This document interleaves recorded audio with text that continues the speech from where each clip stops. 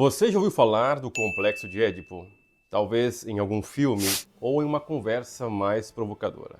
Mas será que você realmente sabe o que esse conceito significa? Vou te dar um spoiler. Não tem nada a ver com desejar os pais de forma consciente ou literal. Na verdade, entender o complexo de Édipo é entender parte de como nossa mente se estrutura desde a infância.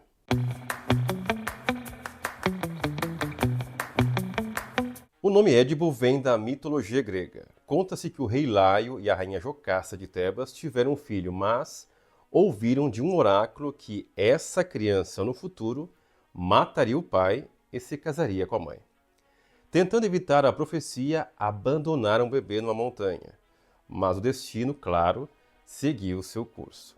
Édipo, sem saber quem era, acabou matando Laio numa estrada e mais tarde salvou Tebas de um enigma e foi premiado com o trono e com a mão da rainha Jocasta, sua própria mãe.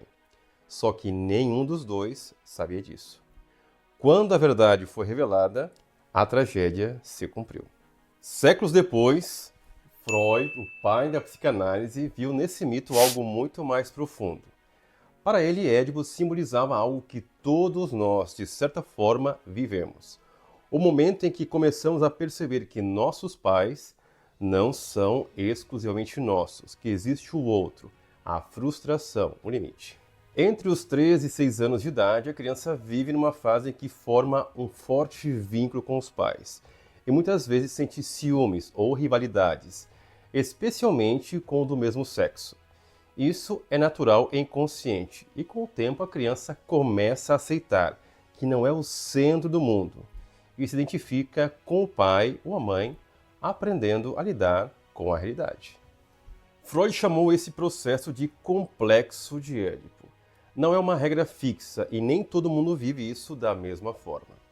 Mas é uma forma de explicar como a criança lida com o amor, a frustração e a formação da identidade. Um exemplo. Imagina uma criança que sente que a mãe dá muita atenção ao pai e quer essa atenção para si. Ela não entende exatamente o que está sentindo, mas começa a rejeitar ou competir com o pai. Com o tempo, vai percebendo que o pai é uma figura com a qual ele pode se identificar. Esse movimento de sair da disputa e construir a própria identidade é essencial para o amadurecimento emocional. Você pode estar se perguntando, mas isso realmente importa para a vida adulta? E a resposta é sim. Muitos dos nossos padrões de relacionamento, a forma como nos ligamos às pessoas, como reagimos a rejeições, como buscamos afeto, podem ter raízes lá atrás nos primeiros vínculos da infância. O complexo de Édipo ajuda a entender por que às vezes nos sentimos inseguros, competitivos ou emocionalmente presos a expectativas que nem sabemos de onde vêm. Claro, a teoria de Freud não é perfeita. Muita coisa foi questionada ao longo do tempo. As diferenças entre meninos e meninas, a cultura patriarcal da época, o foco quase exclusivo na família nuclear. Hoje, psicanalistas contemporâneos ampliaram esse conceito. Fala-se muito mais em estruturas relacionais, em diversidade familiar, em vínculos emocionais que vão além do modelo tradicional. Mas a essência do complexo de Édipo continua válida. Como a criança aprende a lidar com o desejo, com a frustração e com o lugar que ocupa no mundo.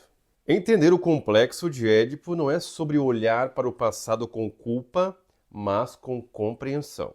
É reconhecer que muito do que sentimos tem história e que parte do nosso amadurecimento é trazer à consciência o que ficou ali esquecido, mas ainda atuante. John, agora eu vou fazer uma brevíssima análise de uma obra italiana chamada La Coscienza di Zeno, de Italo Svevo, que toca em modo direto ou indireto esse tema do complexo de Édipo. O livro é narrado em primeira pessoa por Zeno, que está escrevendo suas memórias a pedido de seu psicanalista, o Dr. S, que pode se entender Sigmund Freud. Ou seja, todo romance constrói com um relato psicoanalítico, com lapsos, associações livres, memórias distorcidas e resistências. Isso por si só já insere o texto dentro do campo da influência direta da psicanálise. Vamos ver então agora a relação de Zeno com o pai. Essa é talvez a parte mais próxima do complexo de Édipo, porque Zeno tem algumas coisas para resolver. Uma relação ambivalente com o pai, marcada por admiração, submissão e rebeldia, mas também tem um episódio de conflito no leito de morte do pai, no qual Zeno leva um tapa do pai, o que o persegue pelo resto da vida. Mas também um sentimento de culpa persistente que remete à ideia freudiana de que o filho carrega um desejo inconsciente de substituir o pai, simbolicamente, claro. Essa mistura de rivalidade, admiração e culpa encaixa diretamente no eixo edípico da psicanálise, em que o pai representa tanto uma figura de desejo, como modelo ou como símbolo de poder, quanto de frustração, como limite ou como obstáculo. Zeno não escolhe a mulher que ama, ele casa-se com Augusta, que ele inicialmente não desejava, mas que acaba se tornando a pessoa mais estável de sua vida. Ao mesmo tempo, vive relações extraconjugais marcadas por desejo e culpa. Isso dialoga com a ideia freudiana de que a resolução edípica mal elaborada pode levar à divisão entre o objeto de amor idealizado e o objeto de desejo, ou seja, dificuldades em conciliar afeto, desejo e compromisso. Zeno é irônico, contraditório, narcisista e melancólico. Tudo nele é oscilação, racionalização, autojustificação.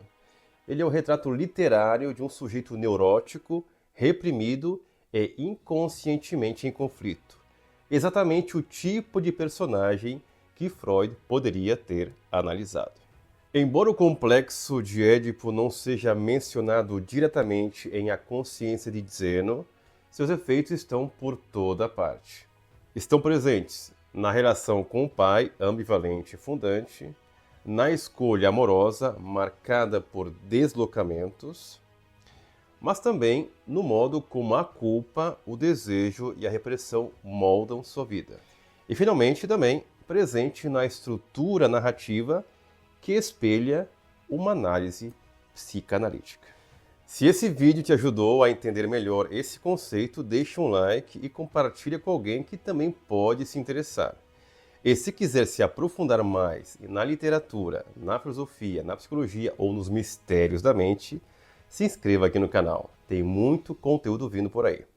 Nos vemos na próxima quarta-feira.